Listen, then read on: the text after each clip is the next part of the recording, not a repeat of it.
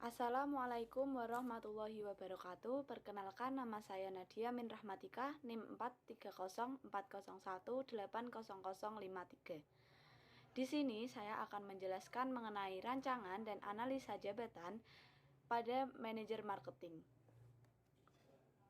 Baik, yang pertama kita membahas mengenai fungsi. Apa sih fungsi dari manajer marketing? Yang pertama yaitu bertanggung jawab atas seluruh kegiatan, kinerja, dan prosedur-prosedur yang dipergunakan. Yang kedua, bertanggung jawab atas seluruh kinerja, kebijakan, prosedur-prosedur manajemen pemasaran dan penjualan, promosi hubungan dengan sistem dan mekanisme perusahaan dengan sumber daya manusia pada umumnya. Dan yang ketiga, bertanggung jawab atas pengembangan sistem atau mekanisme manajemen pemasaran, penjualan, dan promosi secara umum. Dan yang terakhir, bertanggung jawab terhadap penelitian dan pengembangan yang berhubungan dengan kualitas keseluruhan kinerja perusahaan. Yang berikutnya yaitu kita membahas mengenai tugas. Tugasnya itu apa aja sih? Yang pertama, membuat, merumuskan, menyusun, menetapkan konsep dan rancangan umum perusahaan, mengarahkan dan memberikan kebijakan atau keputusan atas segala rancangan bangun dan implementasi manajemen. Yang kedua, mengarahkan karyawan untuk meningkatkan seluruh sumber daya yang ada secara optimal bagi kepentingan perusahaan. Dan yang ketiga, memberikan kemampuan profesional secara optimal bagi kepentingan perusahaan. Yang keempat, menyusun, mengatur, menganalisis, mengimplementasi dengan mengevaluasi manajemen pemasaran, penjualan, dan promosi secara bertanggung jawab bagi perkembangan dan kemajuan perusahaan. Dan melakukan pengawasan, pengendalian atas seluruh kinerja. Yang keenam, menciptakan suasana tenang, damai, energik terhadap seluruh aktivitas perusahaan.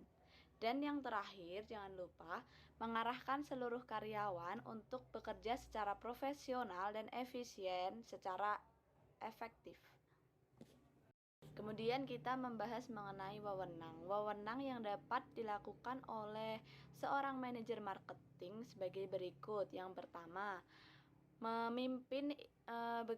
memimpin berjalannya promosi produk. Yang kedua, mengkoordinasikan strategi pemasaran, mengatur budget untuk setiap kampanye atau iklan, memonitori pertumbuhan perusahaan, dan yang terakhir, mencoba proses marketing baru. Nah, yang menarik yaitu kita membahas tentang tanggung jawab dan hubungan kerja. Tanggung jawab yang perlu dilakukan oleh seorang manajer marketing yaitu semua yang berkaitan dengan penjualan barang maupun jasa, promosi, dan yang lainnya. Yang berikutnya yaitu hubungan yang terjalin dari manajer marketing antara lain atasannya langsung pada direktur, kemudian bawahannya yaitu departemen sales. Nah, kita membahas mengenai waktu bekerjanya ya. Jam kerja seorang manajer marketing pada suatu perusahaan tentunya tidak sama dengan perusahaan lain, karena kan sudah ada ketentuan-ketentuan atau sudah tergantung peraturan yang sudah ditujukan dari perusahaannya masing-masing. Namun pada umumnya seorang manajer marketing itu diberi waktu 50% dari jam kerjanya. Diberi waktu 50% dari setiap harinya, yaitu dari pukul 7 sampai pukul 3 sore. Itu pun belum termasuk jam-jam lembur yang sudah ditentukan dari perusahaan masing-masing. Syarat untuk menjadi seorang manajer marketing yang pertama yaitu berpendidikan S1, sarjana, semua jurusan bisa masuk pada divisi ini. Kemudian yang kedua, berpengalaman minimal 5 tahun pada posisi yang sama. Persyaratan berikutnya yaitu memiliki kesehatan yang baik, etika berkomunikasi, menguasai SAP, mampu berkomunikasi dengan baik, dan berjiwa kepemimpinan. Berikutnya yaitu supervisi, rentang kendali 5 pada 10 orang lulusan S1, mampu berkomunikasi interaktif, lisan ataupun tertulis, vertikal maupun horizontal dalam perusahaan. Yang terakhir, kita membahas mengenai evaluasi pekerjaan. Proses evaluasi pekerjaan pada bidang manajer marketing dilakukan secara melihat hasil kinerjanya dari pemegang jabatan itu sendiri secara berkala 6 bulan sekali. Itu pun dilakukan secara langsung, kita melihat observasi.